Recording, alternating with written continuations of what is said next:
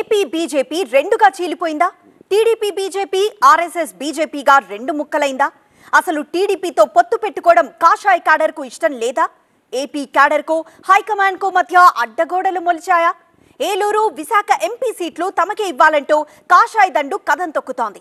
లేకుంటే ఆత్మ ప్రబోధానుసారం ఓటు వేస్తామంటోంది. బీజేపీలో ఇంటర్వెల్ లేకుండా ఇంటర్నల్ ఫైట్ జరుగుతోందా? పరిస్థితి నివురుగప్పిన కమలమంతా మారిందా?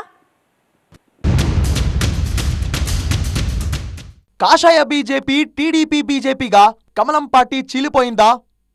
ఇదే ఏపీ బీజేపీలో బీపీ పెంచుతోందా?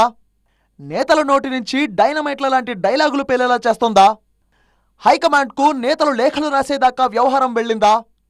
క్రమశిక్షణకు మారుపేరుగా చెప్పుకునే బీజేపీలో ఇప్పుడు అసంతృప్తి రగులుతోంది. మొదటి నుంచి పార్టీ జెండాలు మోసి కాషాయ సిద్ధాంతాన్నే అజెండాగా మార్చుకుని పనిచేసిన నేతలకు ఇప్పుడు సీట్లు దక్కకపోవడంతో వాళ్లలో ఆగ్రహం కట్టలు తెంచుకుందని పార్టీ వర్గాల సమాచారం.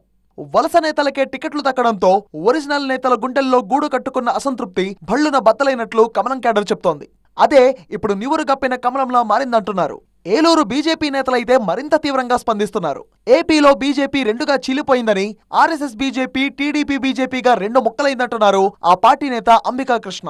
టీడీపీతో పొత్తు పెట్టుకోవద్దని 175 అసెంబ్లీ నియోజకవర్గాల్లోని బీజేపీ నేతలు, కార్యకర్తలు ముక్తకంఠంతో కోరారన్నారాయన. అసలు ఈ పొత్తు తమ క్యాడర్కు ఇష్టం లేదన్నారు అంబికా కృష్ణ. కార్యకర్తల మనోభావాలను పైదాకా వెళ్లనివ్వడం లేదని, హైకమాండ్కు తమకు మధ్య అడ్డుగోడ తయారైందని సంచలన ఆరోపణలు చేశారాయన. భారతీయ జనతా పార్టీ అనేది అసలు పేరు, కానీ ఆంధ్రప్రదేశ్లో రెండు భారతీయ జనతా పార్టీలు ఉన్నాయి. ఒకటి టీడీపీ జనతా పార్టీ, రెండు RSS Bharatiya Janata party. Eluru MP అభ్యర్థిగా టీడీపీ నేత పుట్ట మహేష్ యాదవ్ ఎంపికను తప్పుపట్టారు అంబికా కృష్ణ. బీజేపీ నేత గారపాటి చౌదరి పరిస్థితి ఏంటని ప్రశ్నించారు ఆయన. పార్టీ కోసం కోట్లు ఖర్చు పెడితే గారపాటికి ఏం మిగిలిందంటూ ఆవేదన వ్యక్తం చేశారు. కార్యకర్తలకు అండగా నిలిచిన గారిపాటి చౌదరికే ఎంపీ టికెట్ ఇవ్వాలని ఆయన డిమాండ్ చేశారు. గెలిచే సీటును బీజేపీ వదులుకోకూడదన్నారు. ఏలూరులో తర్పనా చౌదరి, గారపాటి చౌదరి, అతను గత 4 సంవత్సరాల నుంచి కోట్ల రూపాయలు ఖర్చు పెడుతున్నాడు. అంటే ఎందుకు ఖర్చు పెడుతున్నాడు? పార్టీ మీద ప్రేమ, అభిమానం. సరే, ఎవరైనా టికెట్టే కదా ఆశించే కదా చేస్తారు, అది తప్పు లేదు. కానీ ఆయన ఏం చేస్తున్నాడండి?